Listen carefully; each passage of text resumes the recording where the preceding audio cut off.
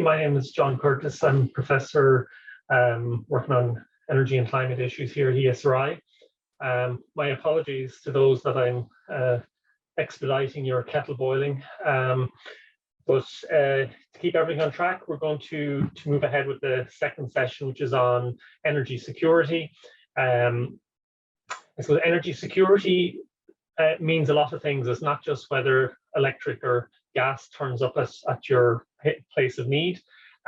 So you'll see from these sessions, we're covering different dimensions of it. I'm going to quickly introduce all speakers now and then just call on them quickly as they come. So our first speaker is Paul Dean, who's research fellow at UCC and MARAI, and recently awarded Champion of Renewables at the Irish Wind Awards. And for those of you who will know, it's not the first award Paul has for his communication skills. He's known for stealing his kids' Lego and turning up on Clareburn Live. So a very effective way of communicating energy use. Our second speaker, this time from the ESRI, Gennaro Longoria, is a postdoc working here, has had previous stints at Waterford Institute of Technology, where he did a PhD on wind energy integration in open energy markets, and also has a background in physics. And then the session will round off with Muireann Lynch, who's the Senior Research Officer at the ESRI, has research focus on power energy systems and electricity markets, and prior stints in Trinity College Dublin and UCD. So Paul, I'm going to hand over to you, and we're working up to the time, similar to Karen, I might give you a shout. Yeah, thanks very much, John. Thank you, John. Of course, it was very helpful introduction, John. Thank you. Good morning, everyone. Hope everybody is well. Look, I'm just going to jump straight into it. I'm going to talk about energy and energy security. It's very much on the forefronts of our minds at the moment. As John said at the outset, energy security isn't just about physical supply. It's also about prices. And of course, we're certainly seeing those prices and feeling those prices in home heating, transport, and electricity prices at the moment. I'm going to focus specifically on the role of gas today. And look, let me give you my key points first of all.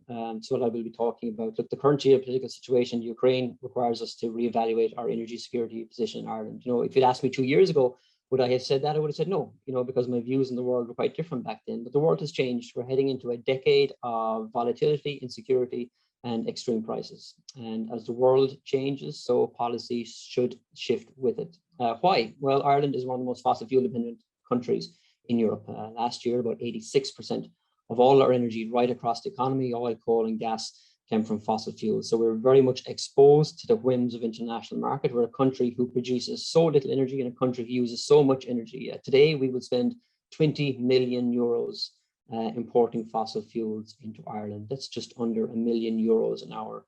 And for a country that's so rich in resources and ideas, that's a very poor position to be in.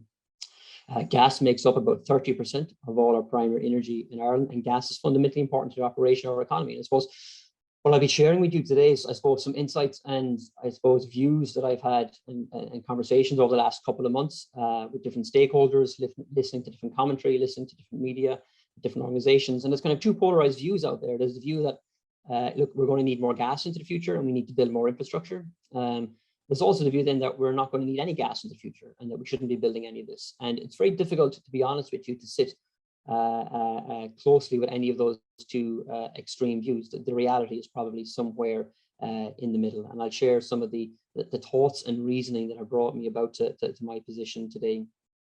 As I said, energy security isn't just about physical supply. And look, we've been talking a lot about Russia in the news recently, you know, in the last couple of months since the illegal invasion. Ireland isn't physically connected to Russia, of course, but we are not physically connected via pipeline, but we are connected via prices. And we feel those prices in home heating, in industrial processes, and of course in electricity generation. And again, coming back to those kind of different views in the future, will we need lots of natural gas or very little natural gas and no natural gas? Well, today what I'm going to talk about is, well, what would happen if we had the successful delivery of the Climate Action Plan? Look, we've had Brian, Hannah, and John talking about the Climate Action Plan. And it's important to remember that the successful delivery of the Climate Action Plan will reduce the use of natural gas in Ireland, but it won't eliminate it. And what the Climate Action Plan does as well, a lot of people are concerned, and correctly so, about fossil fuel lock-in. These are very difficult decisions that are facing us. The Climate Action Plan, the successful delivery of it, would certainly reduce the risk of fossil fuel lock-in. But by doing that, it also increases the economic challenge in delivering any gas infrastructure associated infrastructure in Ireland. And that's that makes it a lot more difficult.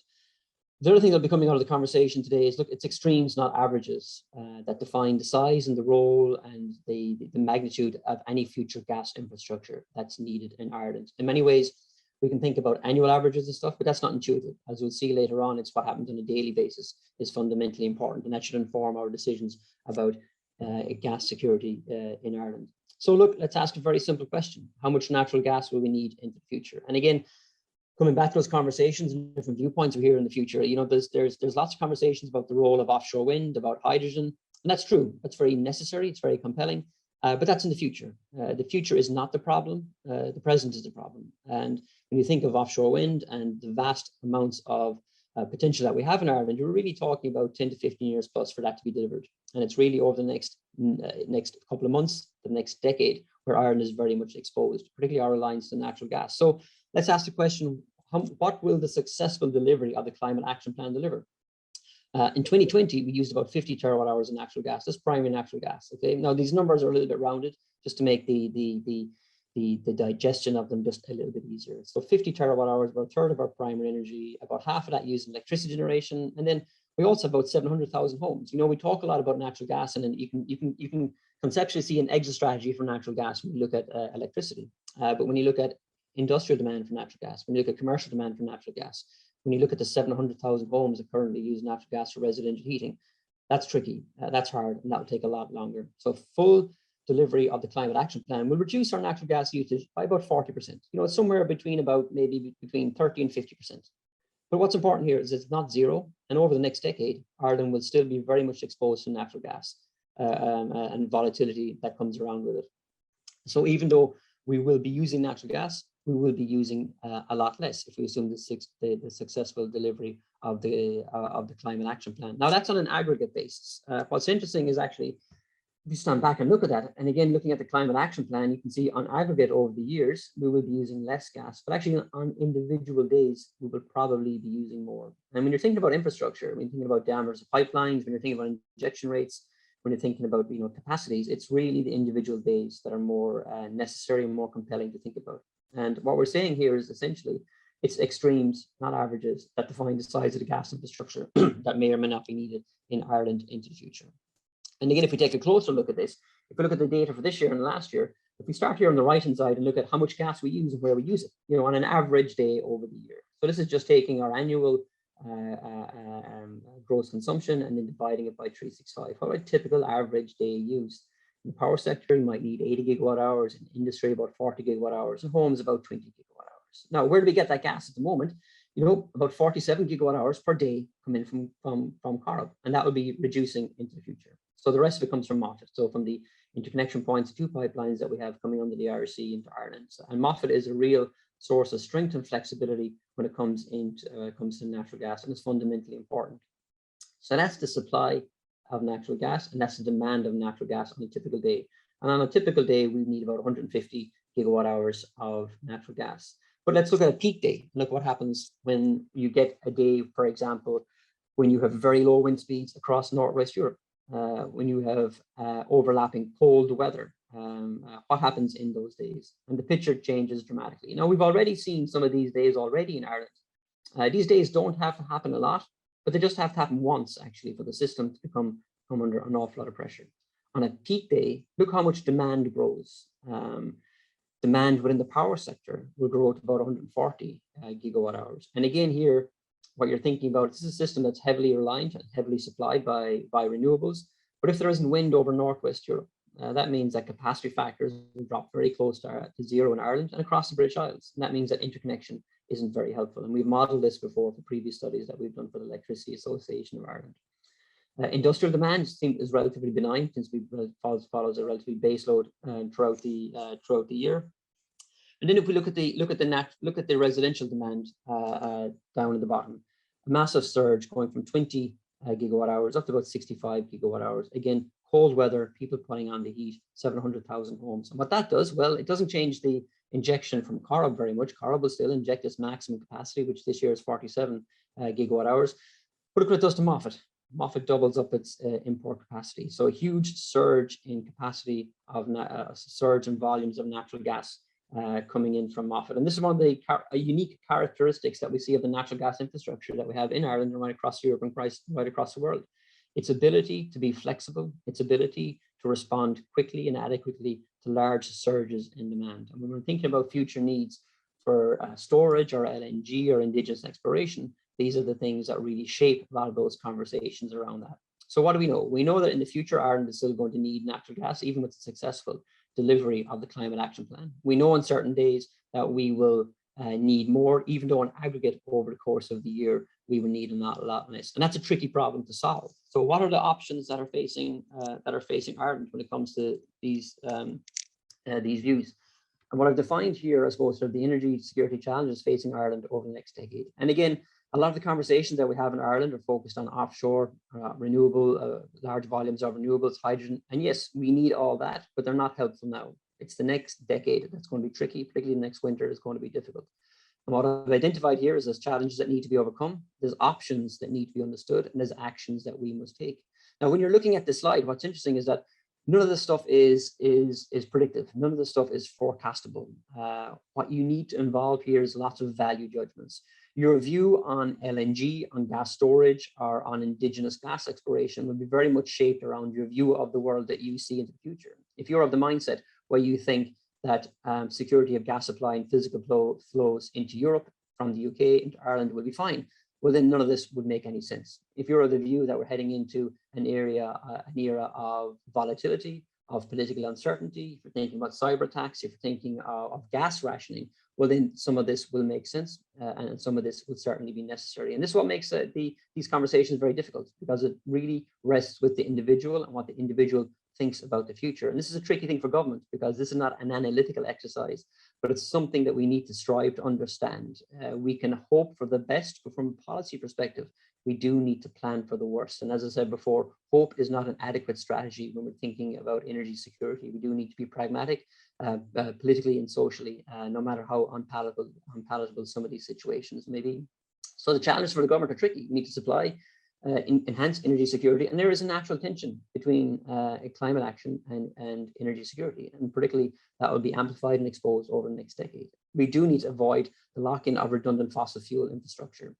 That can be achieved by the successful implementation of the Climate Action Plan. But as I said there, the challenge there pivots from being an environmental challenge, where you're talking about reducing emissions, to an economic challenge, where the risk is that the lifetime of any gas structural asset will outlive its usefulness. And that switches from an environmental problem to an economic problem. And of course, we must reduce our emissions as per the carbon budgets. And as you've seen in the last section, that's really difficult, but it will reduce our reliance on natural gas and oil, but will not eliminate it. And that is the core thing that we need to understand here.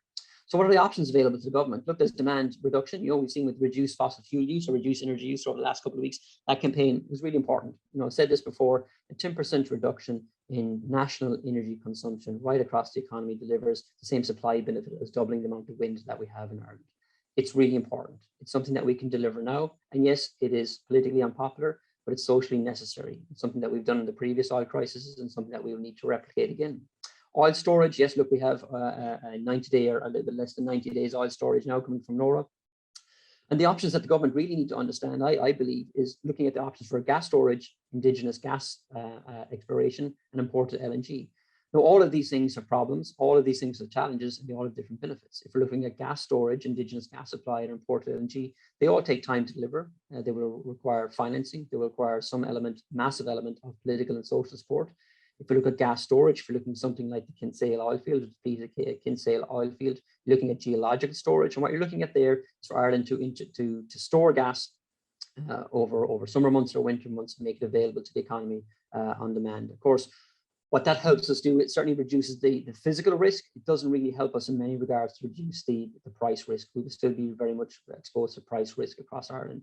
The other option available is looking at something like indigenous gas supply. And what you're really talking about here is something in the region of the existing Corrib fields. You could tie back quickly because speed, agility, is of fundamental importance here. What we need in Ireland is an energy security policy that at least matches the urgency with the energy crisis that we have facing Europe and facing Ireland at the moment. So looking at something like indigenous gas supply, of course, that's politically very, very difficult. It will require rolling back on political promises. And of course, it's uncertain as well, because there's no guarantee that just because you want gas to be offshore, it doesn't mean that it will be offshore. And then you can look at something like imported LNG. Here you're looking at diversifying the entry points coming into Ireland, looking at LNG. And again, politically incredibly difficult. You're talking here about, again, rolling back on promises, something that might be politically unpalatable for some, but it is necessary that we look at this. It is necessary that we look at the numbers on this and understand the risks and understand the uncertainties facing Ireland, particularly in the short to medium term. Things you need to consider. 1 minute. Yeah, thank you, John. Things, of course, that we need to consider when we think about LNG, upstream emissions, the time to establish, and all these things are difficult. And all these things are pros and cons. And look, I don't have the answer to which one is necessary. We don't have access to the full information, but what we do need to understand is which one of these options will present, if any of them, reduces Ireland's risk to physical interruption of gas supply from Europe or from the UK, and certainly reduces our risk if there is some severe rationing of gas right across Europe. But most importantly, the most fundamental important action the government can take is the successful delivery of the Climate Action Plan. In the long term, that will help us out. And in many ways, the future is a much easier problem to solve than the present. The actions that we must take are doubling down on the focus of energy efficiency and energy demand. Yes, we need to increase renewables. That needs to be at a pace that not only matches the urgency that we have within the energy crisis, but also the climate crisis. And we do need to play to our strengths in Ireland. What are we good at in Ireland? We're good at electricity. We do need to allow electricity to reach further and deeper into the economy, and that can be done through electrification. So thank you very much for listening. And John, I'll hand it back to you. Thank you. Thank you, Paul. I think that was very interesting. Nothing is black and white in any sphere, and I think that was quite clearly laid out there. So we're going to keep the questions, as in the last session, to the end, but keep them coming in. So next we have Gennaro Longoria.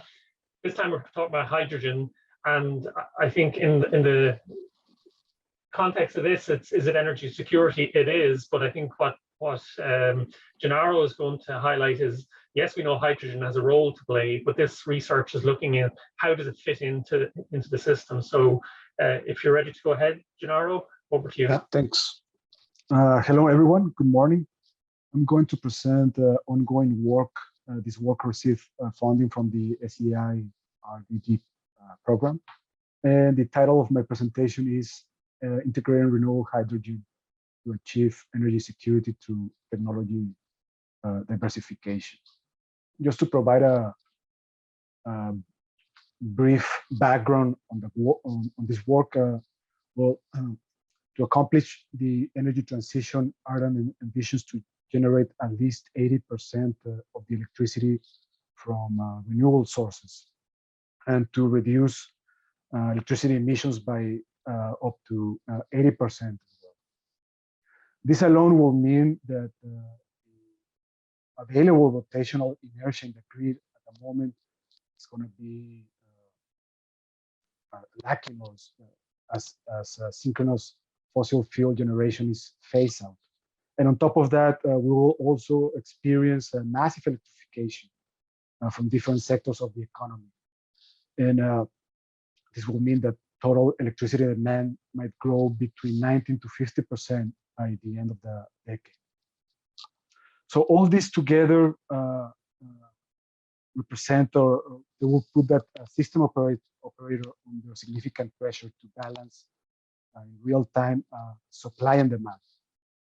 To overcome, or to try to overcome, some of the variability in either the generation side or the demand side, green hydrogen is seen as an enabler of the transition to the low carbon economy. So hydrogen can facilitate renewable integration, can also help to decarbonize the economy, can serve as an international energy link, and also can increase the energy security. So this work tries to understand the profit making of merchant electrolysis-based technologies in the electricity market, and the provision of system services to enhance energy security. And well, I developed a model to try to analyze the interaction of electrolysis-based techs in an open market. This is a decision-making tool based on stochastic hierarchical optimization. So basically, the market is represented by two bi-level problems, in which the upper level problems represent the leader firms, comprising either electrolyzers or fuel cells, and the lower level problems, the day-ahead market and the balancing market. The day-ahead market is a optimization of hydrogen, electricity, and reserves, and the stochasticity is in the balancing market. So the upper level firms play a Nash game between them. As I mentioned, there are either firms with electrolyzer or fuel cells, and there are two scenarios, or I consider two scenarios: one with a hydrogen incentive and one without any sort of financial support. And these are targeted incentives targeted towards the electrolysis-based firms. This would be the market and the interaction between the firms and both day-ahead and balancing market, the exchange of information. So if we consider, for instance, the electrolyzer firm, it bids for electricity and also offers to sell hydrogen to the market, and also offers to provide either upward or downward reserves to the system operator. Once the system operator or the day-ahead market collects all these offers and bids from the leader firms, clears the market and broadcasts clearing prices, which are endogenously determined in the model. These are the lambda variables, or the dual variables of the supply and demand constraints, plus the scheduled quantities in terms of power purchase or sold by the electrolyzer fuel cell firm, and the amount of reserves cleared, which are broadcast to the balancing market entity. This is represented by the orange arrow, and this links the day-ahead with the balancing market. So this bi-level model, we're using this small-scale case study. Is based on the IEEE 14 network, in which we have a fuel cell located at node 9 and an electrolyzer in node 13 of the network. But I also have some other source of hydrogen, which is coming from a steam methane reformer. This is located in node 11. And besides the demand of hydrogen from the fuel cell, there is also a secondary demand, which represents a few fuel cell forklifts located in node 10, plus synchronous generators and distributed renewable sources, in this case, wind farm and solar farm. And demand. In the model, I'm also considering that demand can participate in the provision of reserves. So these are some of the data using the case study. I just want to highlight the targeted incentive for one of the cases, which is 0.5 euro per kilogram, either per kilogram of hydrogen either produced or purchased by the electrolysis-based bidder firms. Some of the results. The first thing I was interested in is analyzing the distribution of profit. So how are the costs and the revenues spread among energy, hydrogen, and ancillary services, and comparing them to the case of the no incentive scenario. For the electrolyzer firm, there is a 37% increase in profit making with the incentive. The electricity procurement represent 76% of the cost, and hydrogen 63% of the revenue collected. System services representing 37% of the revenue. For the case of the fuel cell upper level firm, there's only a 10% increase. There is a financial incentive.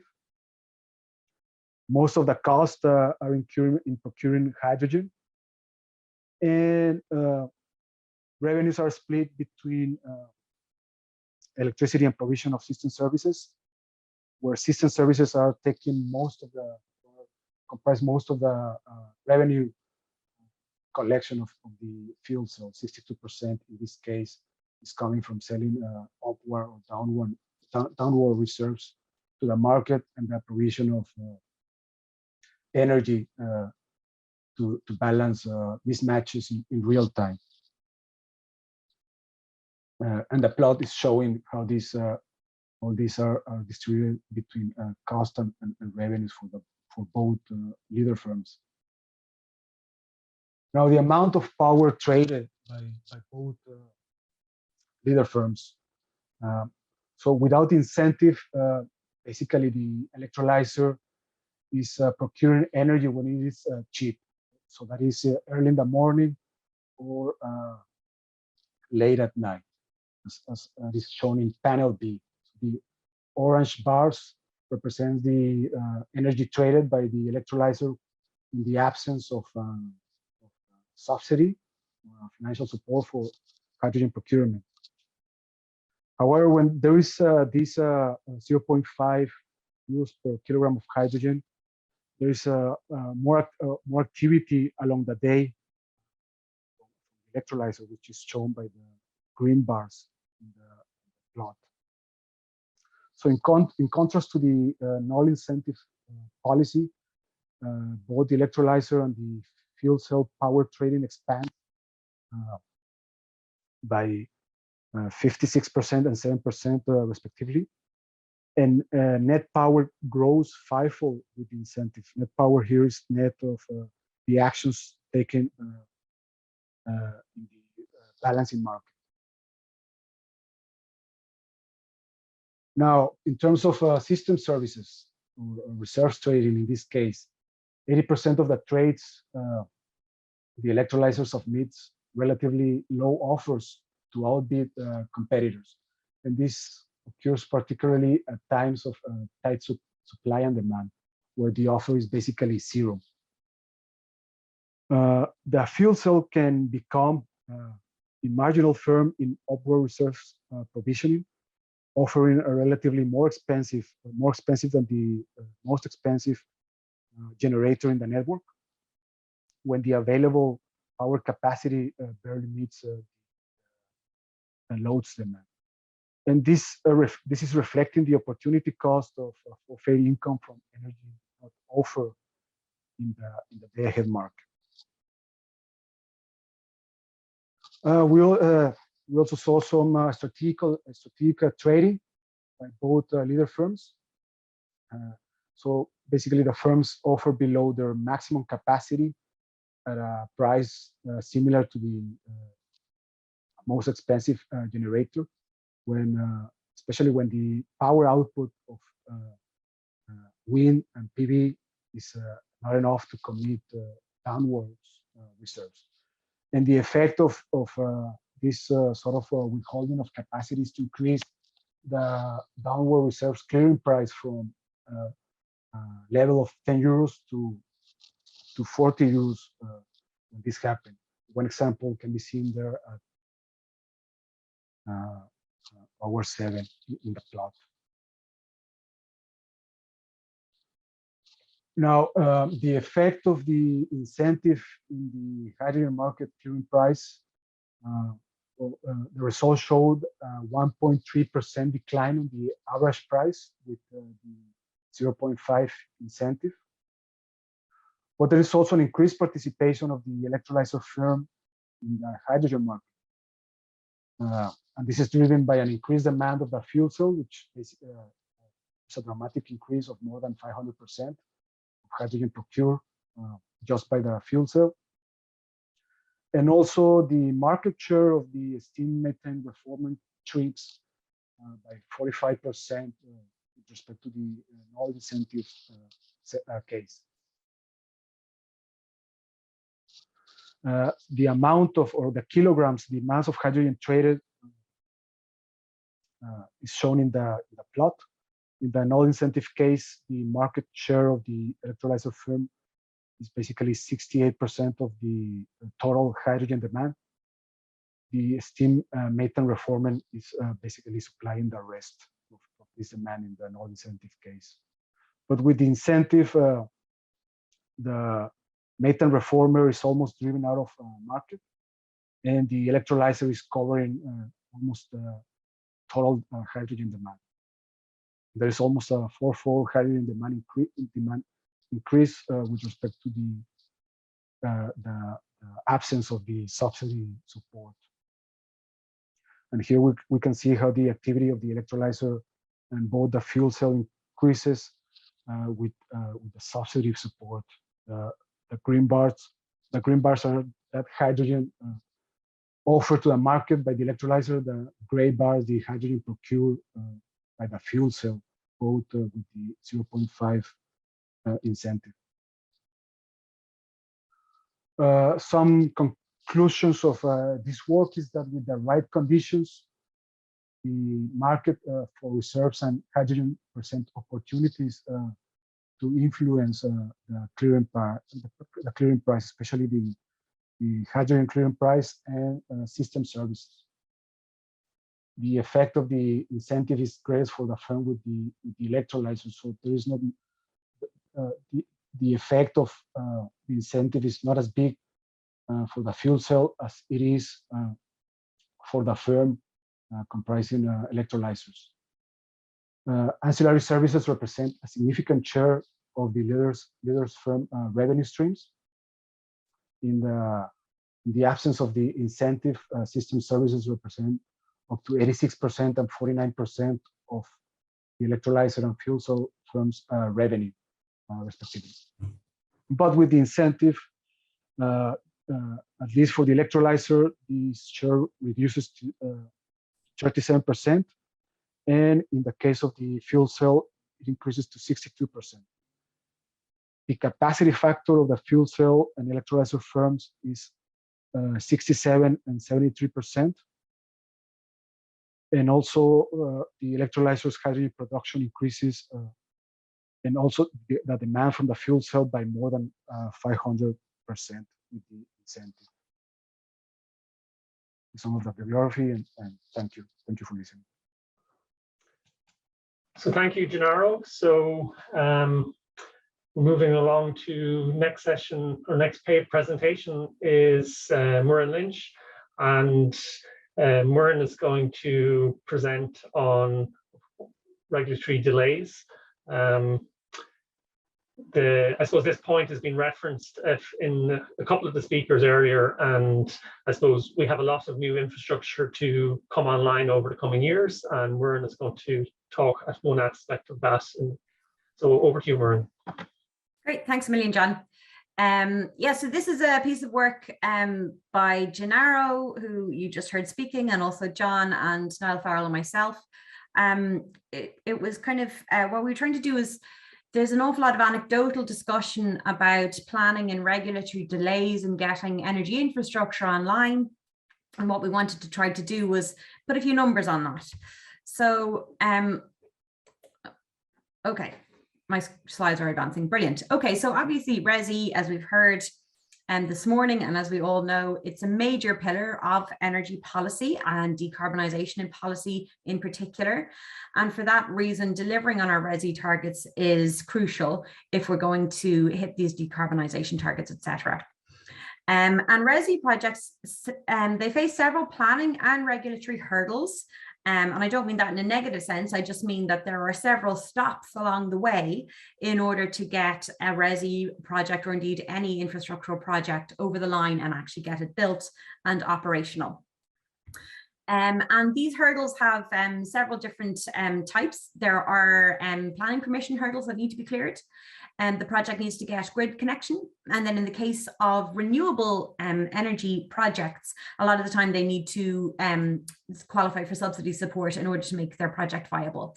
And these hurdles happen separately, and they all need to be, I suppose, cleared by the project before it gets online. The literature in this area does suggest that delays in the planning and regulatory process have an impact on delivery. So your projects will be delivered later than they otherwise would be in the absence of these delays, and that doesn't seem mind-blowing. And then certainly in an Irish context, we do have anecdotal evidence of these delays tying up projects and leading to them coming online later than they perhaps could have in the absence of these delays. So much for the qualitative space. I suppose the question we wanted to ask was, first of all, well, what impact do delays in the timeline for each of the hurdles versus the actual structure of the regulatory setup itself have on delivery timelines? And I'll get into a bit more detail on the differentiation between those two questions later on in the presentation. But then secondly, what are the power system impacts of these delays? So if it's the case that humongous delays in the planning and the regulatory system actually only have marginal impacts on the prices, the costs, the emissions of the actual power system itself, then we mightn't get too excited about this. So those were the two questions that we really wanted to ask. What's the impact on the delays of the structure of the regulatory system? And what's the impact of the delays on the power system outcomes? So just kind of having a look now at the planning and the regulatory framework itself, we've got different stages, as I said before, so different authorizations, different public bodies involved in them, and then there's kind of differences in terms of how often you can apply for authorization, and then of course the time frame to take the decision. So this first hurdle that we're looking at is securing planning permission. So the public body involved here is the local authority and/or An Bord Pleanála. It kind of varies depending on the project, the type of project, all that kind of thing. And the authorization cycle is continuous. And what we mean by that is you can apply at any time for planning permission. There's at any stage of the year, you can submit your application for planning permission. And the targeted decision timeframe for planning permission, according to An Bord Pleanála, is 18 weeks. And then the second thing we're looking at is grid connection. So once you have your planning permission, you can go ahead and apply for your grid connection. And the grid connection comes from EirGrid or ESB networks. Those are the public bodies involved. The authorization cycle in this case is yearly in September. So you need to have your application for grid connection in by September. And if you don't have it in by this September, then you need to wait another year. You can't just pop it in December whenever it's ready. And then once it's in, then the decision time frame is 12 to 15 months is what the target is there. Then there's an actual license to generate or an authorization to construct. And this comes from the Commission for the Regulation of Utilities. This authorization cycle is also continuous. So at any point you can apply to the CRU for your license to generate, and the decision time frame there is 12 to 16 weeks. And then there's the Renewable Energy Electricity Support Scheme, or the RES scheme. You don't have to apply for this, but the vast majority of projects do in order to render their project viable, unless maybe they have a corporate PPA or something in place. And the public body involved here is the Department of the Environment, Climate and Communications. And this authorization cycle is also yearly, but it's in March. So again, you need to have your application in for RES by March. And if you miss the deadline by a month, then you're waiting until the following March. And the decision time frame here is 3 months. And then finally, sometimes you require a force-majeure license or lease. And it's the Department of Housing, Local Government and Heritage that's involved there.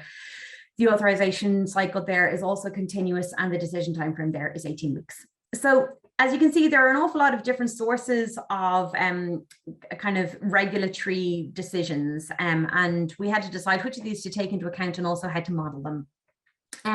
We're not considering judicial review here. So we are assuming that once you get planning permission, then that's it. You have your planning permission and off you go. In practice, an awful lot of cases do face judicial review, but that was just not something that we took into account in our particular piece of research. And then also, a lot of the time when you submit your planning application, you get a request for further information from the planning authority. And then that may take some time, and then you have to gather the information and send that back in and then wait for your decision. So we're just including all of that in our planning permission timeframe. So if we're saying you get your planning permission within 40 weeks, we're saying that includes any requests for further information and any back and forth between your project and the planning authority. So what we want to do here is we want to consider, well, what's the impact of shortening those timeframes for the decisions? So what if kind of 18 weeks actually was reduced to 15 weeks? What if 12 months was reduced to 9 months, etc.? But also, what's the impact of increasing the number of application dates per year? So instead of being able to apply for your grid connection or for your RES contract on an annual basis, what if you could apply more frequently? What if we had 2 application dates per year, etc.? What are the impacts of both of those things on their own and also in tandem? So the way we're doing this is we're just going to track 2,000 megawatts of approved capacity. And what I mean by approved capacity is I'm just saying we're tracking 2,000 megawatts right through the system. So in practice, we're just tracking 2,000 megawatts worth of projects that do eventually become approved. And we are going to kind of set up a pipeline to see how long everything takes to be approved under different assumptions. Now, it's very difficult to get data on how long onboard Panola decisions actually take. So what we did was we worked off a couple of pieces of information. The target decision time is 18 weeks. And according to onboard Panola, the average decision time is 37 weeks at the moment. So what we did there was we assumed that 97.5% of cases are taking longer than the targeted 18 weeks. And then we also assumed a 2 sigma rule, which was that we're 97.5 are within 2 standard deviations of the mean. And from that, we were able to kind of construct a bell curve for assumptions around how long it's taking. In addition to that, we assumed that once you have your planning permission, you need a lead time of 6 months to get your RES auction application together. And then we also assumed that once everything was approved, you needed another 12 to 15 months in order to build your project. So these are all of the different steps and how long they all take. So from all of these inputs, we constructed this scenario or this table of scenarios. So at the moment, under the status quo, onboard Panola is taking an average of 37 weeks. There is 1 grid offer gate per year. There's 1 RES gate per year, and we do not allow hybrid connections. So that means that every new project requires its own grid connection. You're not allowed to use an existing grid connection for a new project. So let's say you had a thermal connection already. If you want to build a renewable project close by, you need a separate grid connection for your new renewable project. You can't just use your existing thermal connection. Under the first scenario, we just assume that the average amount of time for the onboard Panola decision reduces to 25 weeks. And under our second scenario, we assume it reduces again to 18 weeks. Under our grid offer scenario, we keep the onboard Panola decision time at 37 weeks, but we increase the number of grid connection gates to 2 per year. The hybrid scenario, we keep onboard Panola at 37 weeks, but we assume that hybrid connections are allowed. So this basically means that you get to skip the grid connection step. You just use a pre-existing grid connection. Under the RES scenario, we just include a second RES gate. And then under the combined scenario, we say we got the onboard Panola average decision-making time down to 18 weeks. And we have 2 grid offer and 2 RES connection gates per year. So crunching the numbers, what we get here is that by year 4, only under the hybrid scenario do we get less than 1% of those 2,000 megawatts built. So we've nothing built in years 1, 2, or 3. Under the hybrid scenario, you get just under 1% built. By year 5, the hybrid scenario was way up there at 75%. The combined scenario, we've got 58% of the 2,000 megawatts through. And onboard Panola 2, which had the lowest amount of time for onboard Panola decisions, is up at 17%. Everything else, we still have less than those 2,000 megawatts coming through after 5 years. By year 6, we've got up to 100% in our hybrid and our combined scenario.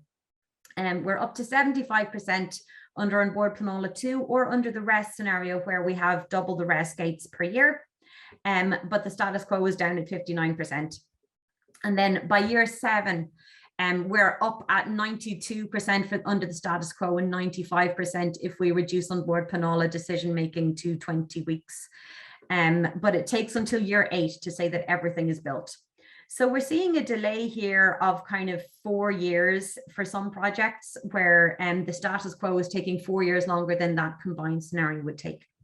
So what we did then was we took the status quo and the combined scenario and we ran them through our engine model here in the ESRI, which determines the least cost generation and transmission expansion planning and expansion for the electricity system. So it says, what's the least cost way to roll out infrastructure, whether it's transmission infrastructure or generation infrastructure?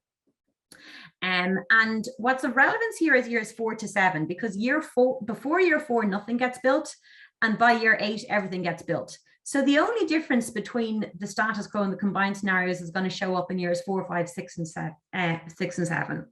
So you might assume that there wouldn't be a huge impact on the entire power system, considering we're just saying, well, we only have about 4 years here of a bit of a delay.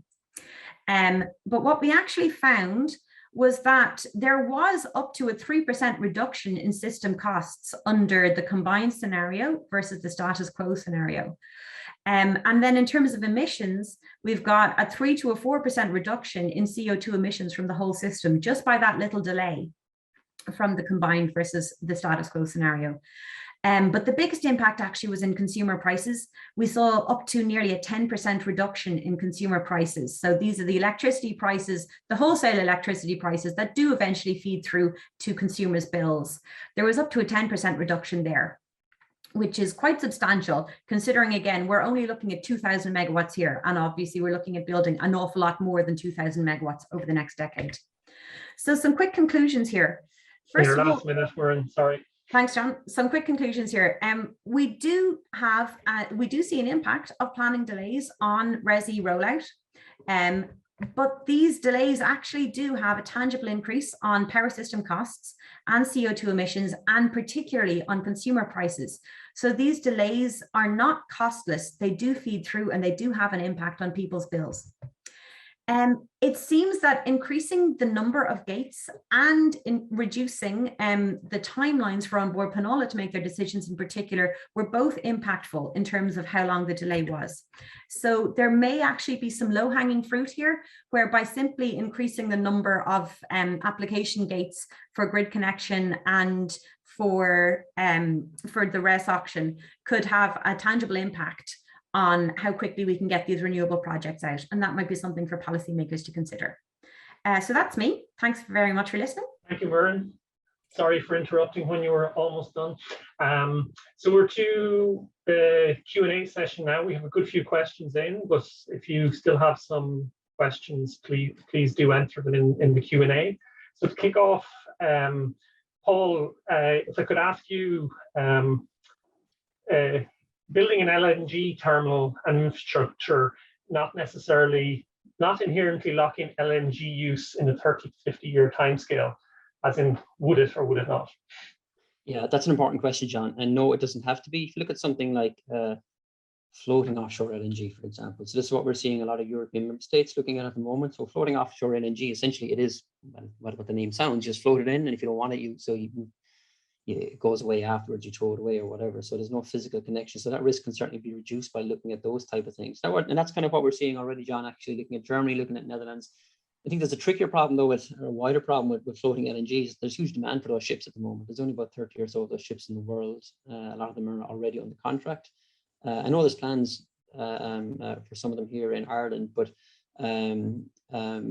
getting one and securing one is also a challenge, and certainly not a foregone conclusion. But no, it doesn't have to lock in infrastructure because you would float it away. And again, as I said in the presentation, the most important thing that we can do as a government, as a society, is achieve the climate action plan. That will eventually reduce the demand for natural gas out into the future, but it's not eliminated in the short term, John.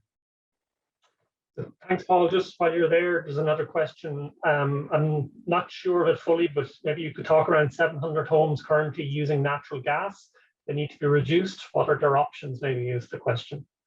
Phil Pan. Yeah, it's very difficult to see, you know, the 700,000 existing homes moving away quickly from natural gas, because, John, like from a climate perspective, what you really want to do is reduce the use of solid fuels, coal, peat, and then you want to reduce, you know, the oil. You know, that's where you get the biggest emissions impact. You know, and then on the climate merit order, if you will, moving homes away from natural gas would be one of the last things that you would do. So it's very difficult to see those 700,000 homes moving away quickly from natural gas. And then, of course, you know, layer over that, you've got some of the things that Miriam was talking about, you know, not only infrastructure, but actually human resources. You know, we've got 500,000 homes to retrofit from predominantly oil-fired boilers. Getting the people, not only the people to pay for it, but the people to do those installations is a huge challenge. So I would see a lot of those houses remaining on natural gas, particularly for the foreseeable future. Thank you for that. Certainly my question here. The next one is for you, Muireann, and it's from Sarah Cullen, and it's asking about what sort of change, I suppose coming from the research, what sort of changes would be useful in reducing uncertainty for developers? And for, well, I suppose technologies like hydrogen or nuclear, but I think that's in general.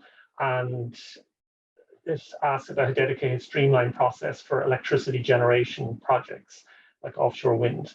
So if you want to take that. Yeah, so I suppose there's two sources of uncertainty. One is whether or not you'll get approval at all, and the second is the timeline to get the approval.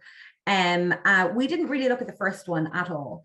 We only considered, assuming your project eventually gets approved, how long does it take? Now, I'd say the first source of uncertainty is probably quite significant for developers. So that might be a different question for a different day. But in terms of the second source of uncertainty, in terms of how long it would take, I suppose, obviously, better resourcing for onboard Planola and enabling them to process applications faster would be of benefit to the developers. But we have to make sure as well that we don't actually bypass these structures that are in place in order to ensure that we have public buy-in to all of these various developments. Now, given that the target is 18 weeks and we're well above it, you would think that we can reduce the amount of time it's taking to get approval without significantly increasing maybe public opposition to onboard Planola decisions. But I definitely think that increasing the number of application gates is something that we could potentially look at, assuming that it doesn't impose too heavy an extra resource commitment. And then on the streamlined process, that's kind of a bit out of our wheelhouse. We wouldn't have much to add to that, other than to say that if a streamlined process was to reduce the total number of time that it takes to get a project through, then there are certainly power system benefits as far as the research shows. Thank you, Muireann. So Paul, there's a couple here that might run through you. There was a question there about you know, what the whole world can do to move things forward at the same pace. I'm not sure to what extent you covered that, but maybe you could also talk about well, I'll leave that to you first if you want to say anything, and then I'll come back with a second one since I wasn't ready. Yeah, sure. Yeah, look, that's a tricky one, John. What can the whole world do? Look, it's really, you know, move away from fossil fuels. You know, the crisis that we're having at the moment, it's not an energy crisis, it's a fossil fuel crisis, right? So we need to move away from fossil fuels. And as we saw from Hannah's presentation, you know, we don't need new magical technologies. We know what we need to do. We just need to do it. So, you know, it's a simple answer maybe for a remarkably complicated question. And just on the question, and maybe this overlaps with what Muireann was talking about, was outsourcing your energy security in terms of indigenous and not indigenous. Like, do you want to talk around that? Yeah, look, and that's what we do. You know, that's what every country does. There's, you know, 85% of the countries in the world are net importers of energy. You know, Ireland just happens to be one of them. So it's something that happens, but it's something that will probably need to change. And I think we're seeing this right across Europe, right across the world. Instead of looking outward for our energy sources, there's a lot more looking inward. But again, as I said for the last comment, John, it's just going to take time. You know, I think it will take Ireland two to three decades to move away from fossil fuels realistically. And the challenge isn't so much on the supply side. We know that if you had a really agile planning system and lots of people and lots of hands, you could build lots of supply really quickly. The challenge is actually on the demand side. Again, we have 700,000 homes that use natural gas. We have 2 million vehicles that use fossil fuels. We have another almost 1 million homes that use oil and coal. So moving those demand side elements away from fossil fuels because of the slow turnover of stock, and the natural turnover of stock will take decades. And unfortunately, we're locked into the situation that we have in the moment until that changes. So thank you. Muireann, a question for you from John Fitzgerald. It's about hybrid connections, but I suppose in general, the number of potential hybrid connections is, it's not available to everyone. But do you think that the CRU objection to hybrid connections, which could make a difference due to competition considerations? I suppose there are competition considerations, but there was an open consultation on that there recently. But anyway, I'll leave the answer to you. Yeah, exactly. So in our hybrid scenario, we essentially assumed that a hybrid connection was an option for every single Resi project, and this obviously isn't the case. And that's one of the reasons why we didn't actually run the hybrid scenario through Engine. I do think that there are valid competition concerns. And if hybrid connections were to be approved, we would need some market power mitigation measures in place, or else potentially make existing grid connections available, but via an auction or some kind of public procurement mechanism, rather than simply grandfathering the right to use existing connections to the company that happens to own or have access to them right now. Yeah, I wouldn't dismiss the market power concerns at all. But if we do want to connect the amount of Resi that we're targeting, then I think hybrid connections probably should be on the table, because I'm not sure we'll do it otherwise. Thank you. And back to you again, Paul. Would you agree that we also need to develop large infrastructure in parallel for large-scale production of hydrogen, storage of hydrogen, use of hydrogen, and zero carbon dispatchable generation?